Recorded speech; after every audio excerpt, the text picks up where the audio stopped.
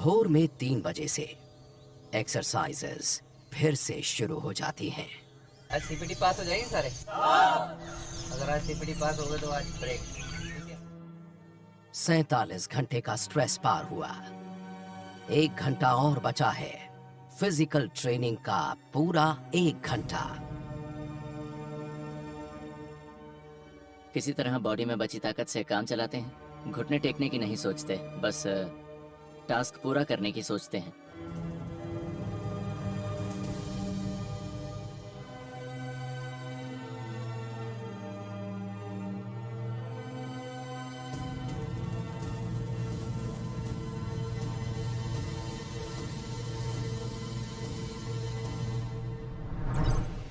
आगे देखेंगे कैसे जवान अपनी आखिरी बाधा तक पहुंचे। ये कुछ नहीं, बस केओस है, और उसी केओस में आपको अपना दिमाग शांत रखना होता है। जान निकल रही थी, मैं धरती को मतलब जमीन को पीट रहा था, नखूनों से जमीन को काट रहा था मैं।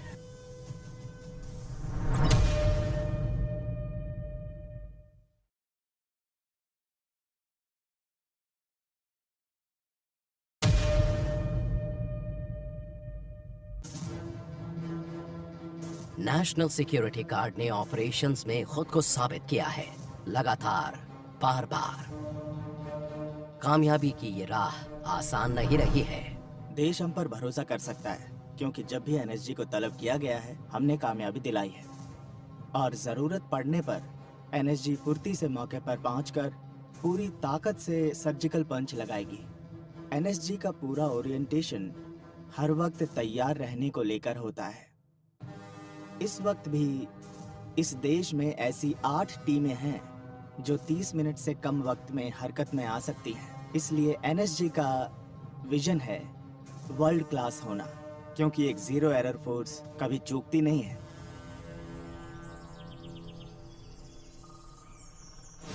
NSG counter terror force unit induction training के बस 2 हफ्ते और बचे हैं, लेकिन अब भी चढ़ने को कई पहाड़ हैं। ये बेसिकली रॉक क्राफ्ट है। ये जो सामने नेचुरल वॉल फेसेस हैं, ये करीब 100 से 120 फीट ऊंचे हैं। तो ये जवानों को एक नेचुरल फील देता है इस रॉक क्राफ्ट पर प्रैक्टिस करने की। कमांडो ट्रेनिंग लेने की इच्छा होने की वजहों में से एक वो तमाम स्किल्स हैं जो हम एनएसजी में सीखते हैं। मैं पहले क्लाइंबिंग कर चुका हूँ, लेकिन यहाँ की कंडीशंस अलग हैं।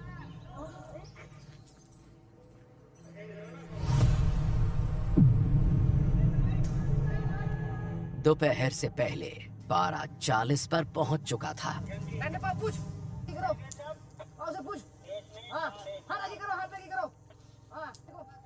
जून की गर्मी और जबरदस्त उमस।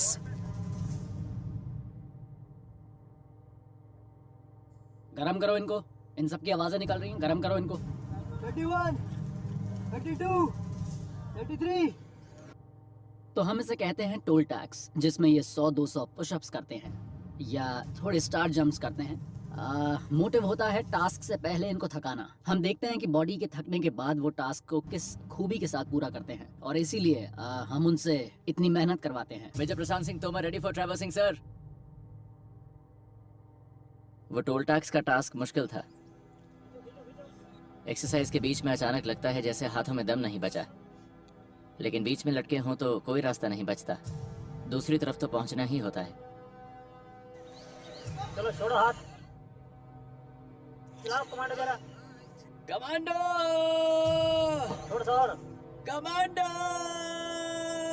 आप देख सकते हैं ये टास्क कितने दम निकालने वाले होते हैं। उसके फेस से दिखता है कि वो थका हुआ है बेचारा। गॉड नोज अब तक कितने पुशअप्स कर चुका होगा। और बॉडी के थकने के बाद जब उनसे टास्क करवाया जाता है, तब बनता है एक ब्लैक कैट।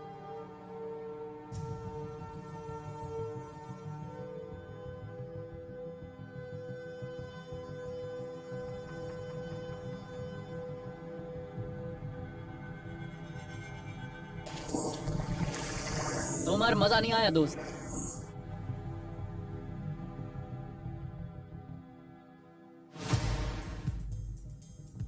एनएसजी में कई यूनिट्स हैं।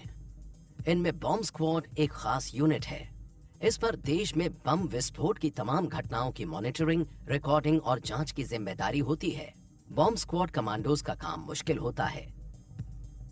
हालांकि वो प्रोटेक्टिव सूट पहनते हैं, पर किसी विस्फोटक के पास जाना कोई आसान बात नहीं है। उन्हें विस्फोटक को खुद उठाकर कंटेनमेंट चैम्बर में रखना होता है।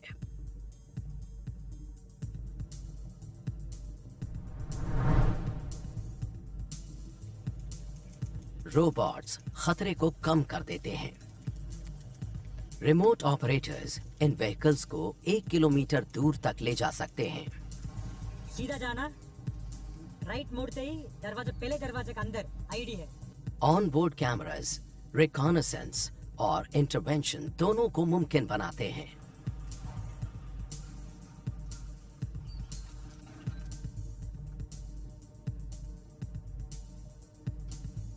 व्हीकल भले ही छोटा है, लेकिन इसमें ताकत जबरदस्त है। फायर।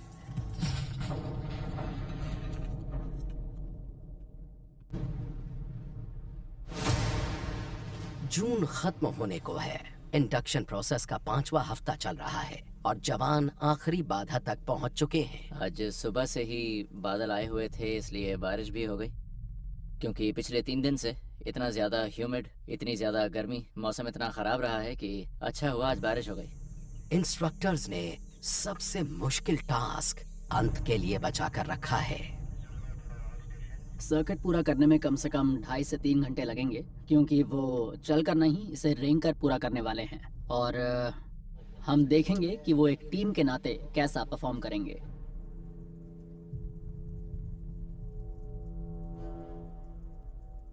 एनएसजी में आने वाले ट्रेनी से हमें उम्मीद होती है बहुत ऊंचे दर्जे की फिजिकल फिटनेस की और बहुत ऊंचे दर्जे के फायरिंग स्किल्स की। तो हम उन्हें उनके एनएसजी में आने के वक्त से 2-3 पायदान तक ऊपर ले जाते हैं। इससे आखिर में हमें बहुत ही एफिशिएंट कमांडो हासिल होता है, जो ड्यूटी के दौरान हर चैलेंज को पार कर सकता है। तोमर और उनकी टीम का सामना उस दिन जिस चुनौती से हुआ था, वो उसे कभी भूल नहीं पाएंगे। होली चेंबर नाम की वो ऐसी बाधा थी जैसी उन्होंने पहले कभी नहीं झेली थी। इसमें धुएं से भरा एक छोटा सा कमरा था। जवानों को अपनी सांसें रोककर अंदर जाना था। अंदर एक बॉक्स है, आपको वो बॉक्स लेकर आना है। उस बॉक्स में एक की है, आप उस बॉक्स को बाहर लाएंगे। उसके अंदर एक मैप है और वही आपको अगले टारगेट तक लेके जाएगा। पता नहीं कैसे बताऊं मैं, दिमाग में 100 चीजें चल रही होती हैं, कुछ दिखाई नहीं देता। सांस रोकने की कोशिश करते हैं, लेकिन धुआं अंदर जाता रहता है और कहीं नहीं जा सकते। उससे लड़ना होता है।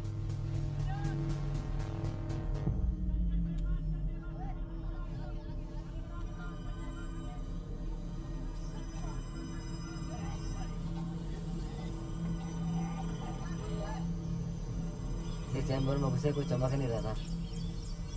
मतलब जैसे अंदर हुए तो घुटन होती थी, सांस नहीं आता था, जान निकल रही थी गले से नीचे। मतलब इधर बिल्कुल ब्लॉक हो गया, सांस गया नहीं। मैं धरती को, मतलब जमीन को पीट रहा था, नखूनों से जमीन को काट रहा था मैं। बॉक्स को ढूंढ कर लाने की टीम की पहली कोशिश बेकार गई, जिसका एक ही मतलब था, दोबारा कोशिश करो। ये कुछ नहीं, बस केओस है, और उसी केओस में आपको अपना दिमाग शांत रखना होता है।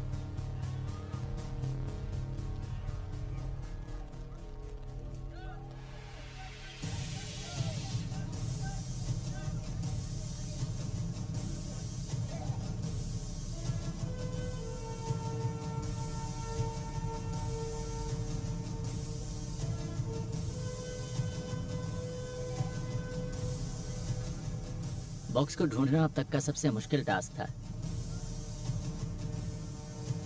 उसके बाद तो लगा कि हम कुछ भी कर सकते हैं।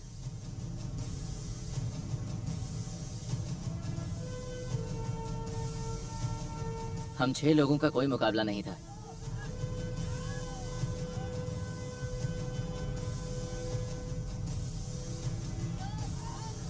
हमने एनएसजी की दी हुई हर मुश्किल को पार किया। अब हमें कोई नहीं रोक सकता था। बोल रहे कमांडो क्या होता है, फिजिकली मेंटली बंदा इतना स्ट्रॉन्ग कर देते हैं कि उसमें कितना ही प्रेशर आ, वो अपना काम करेगा। जो जिस मुद्दे के लिए उसको भेजा जा रहा है, जो काम टास्क मिला है ना, वो टास्क पूरा करेगा।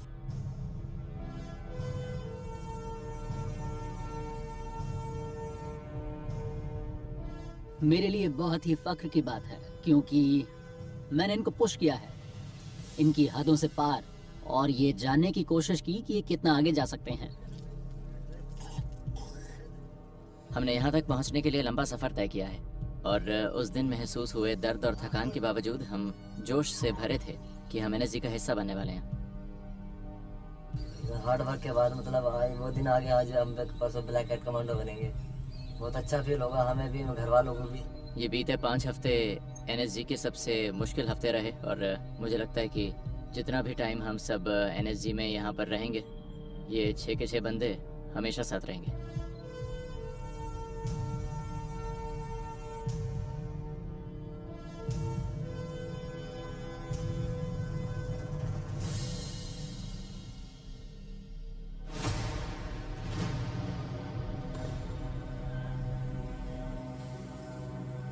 इंडक्शन पीरियड पूरा हुआ।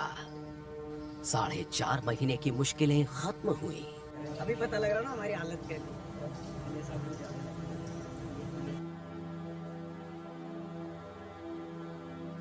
ये ब्लैकनिंग सेरेमनी की सुबह है।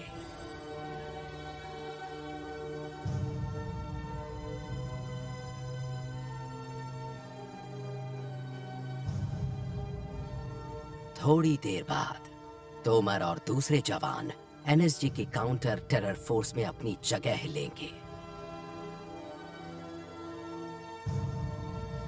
ब्लैक पहनना एक बहुत ही गजब का एहसास था।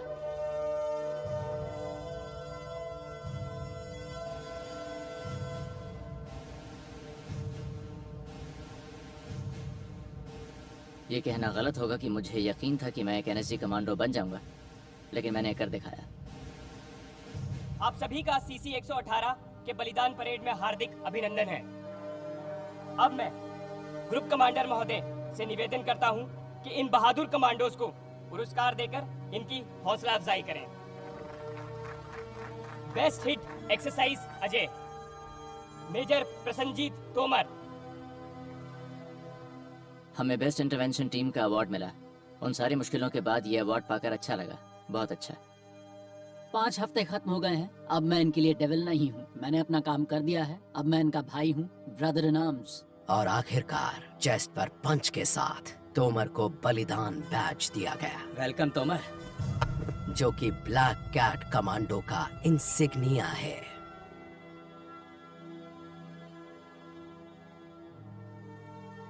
सेरेमनी के बाद हमें पहली बार ऑफिसर्स मेस में ले जाया गया।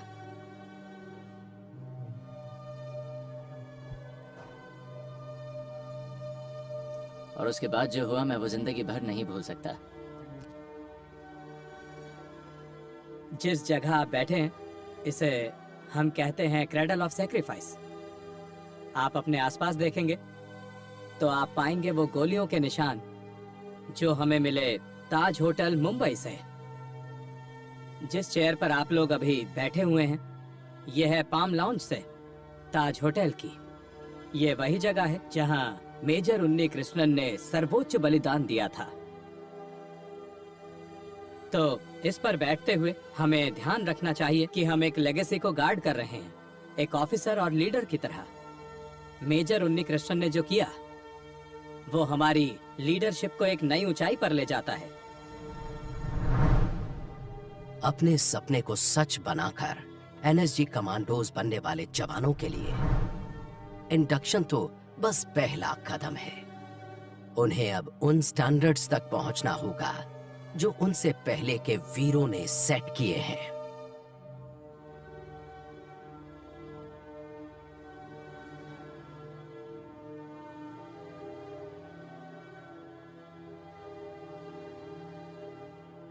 अपनी शुरुआत के बाद बीते करीब 40 साल में नेशनल सिक्योरिटी गार्ड ने बलिदान और खून देकर शोहरत हासिल की है। अपनी जान कुर्बान करने वाले जवान हर रोज प्रेरणा देते हैं। ये देश हमेशा उन्हें याद रखेगा। उनकी वीरता हमेशा याद रखी जाएगी। देश उनका हमेशा आभारी रहेगा।